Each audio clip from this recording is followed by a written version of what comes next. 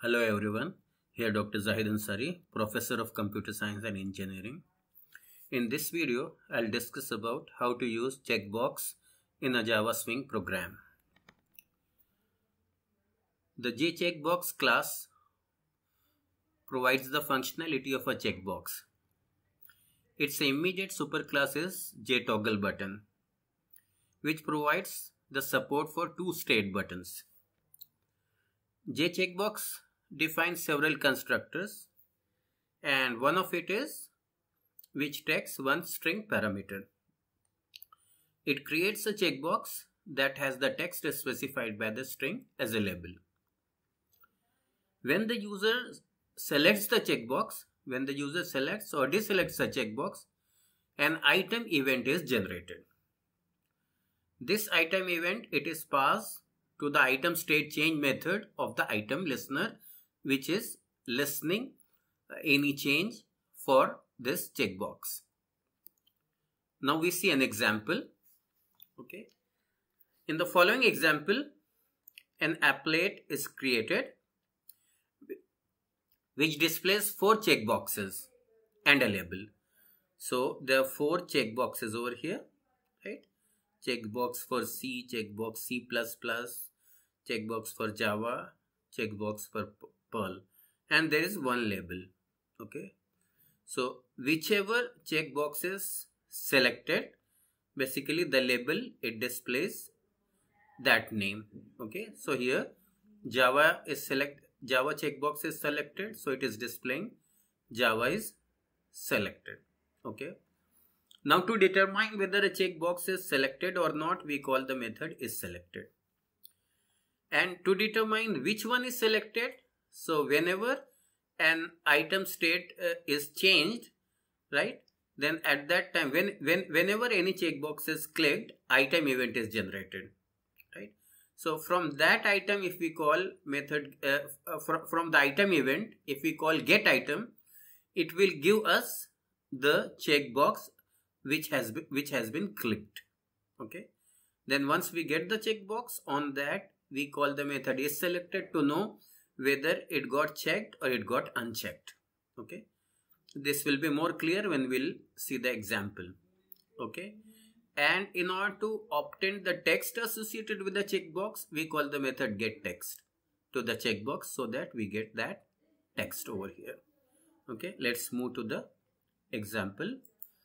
Okay. So here we create a class called JCheckboxDemo.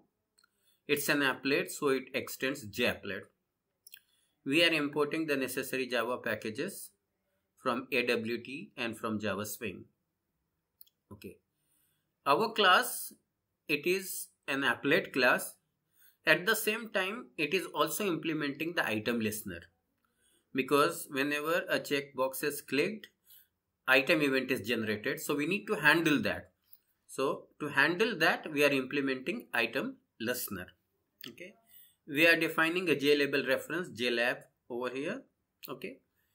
In this class, we are defining 2 methods. In fact, 3 methods. Okay. One method make GUI to create the GUI. Okay.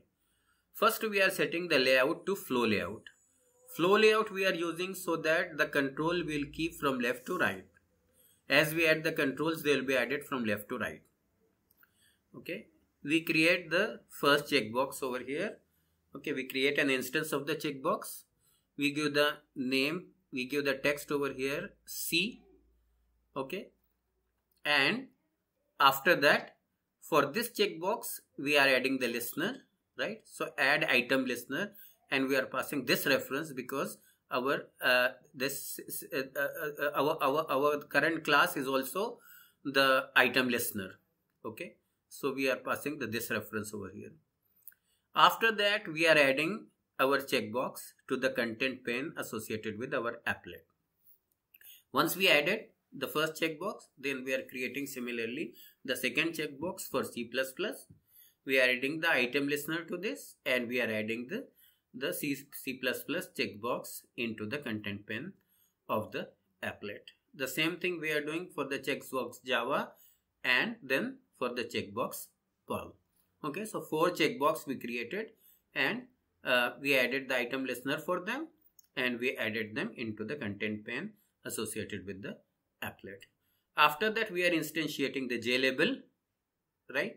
And we are writing the initial label over there is select language, select languages. Okay, so here then after that we are adding the label into the content pane associated with our applet. So we created the GUI. Yeah, we also provide the event handler for the item event. Okay, whenever any checkbox is clicked, at that time item event will be generated, and the item state changed method of the item listener will be called. So we are implementing this method, item state changed. We have got the handle to the item event, but we need to know which item has been clicked, means which checkbox has been clicked. So on the item event IE, we are calling the method get item. Okay, so and we are casting it to J checkbox because we know that our items are the checkboxes. Okay, so it will give us a reference to the checkbox which has been clicked. Okay, once we get the reference of the checkbox which has been clicked, now we want to know whether it got checked or it got unchecked. So for that we are calling the method is selected.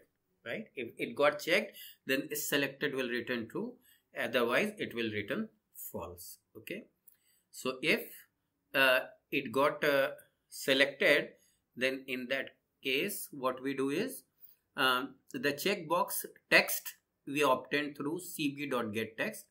For example, if it is Java, then it will display Java is selected. Okay, if is selected is false, then in that case it will be Java is cleared. Okay, so this way we are handling when an item event is generated. Okay, so this is our event handler. Now finally we have the init method, in which we are invoking the make GUI in the event dispatching thread by calling swing utilities invoke and wait method and implementing runnable, and within that the run method. Within the run method we call make GUI. Okay, so let's run this program. So I'm running the file. Okay, so it created the applet. It created 4 checkbox, right? Initially all are unchecked, right? And the label is displaying select languages. Okay, let me select C++ first. So I select C++. So it's telling C++ is selected. Okay, let me select Java now. Okay, so now it's displaying Java is selected. Okay, let me again click on Java. So Java got cleared. So it's displaying Java is cleared. Okay, let me select C now. So it is C is selected. Okay, let me select Perl now. Perl is selected. Let me clear Perl now. So Perl is cleared, right? So here we are performing the event handling related with the checkbox. Okay, this finishes our demonstration.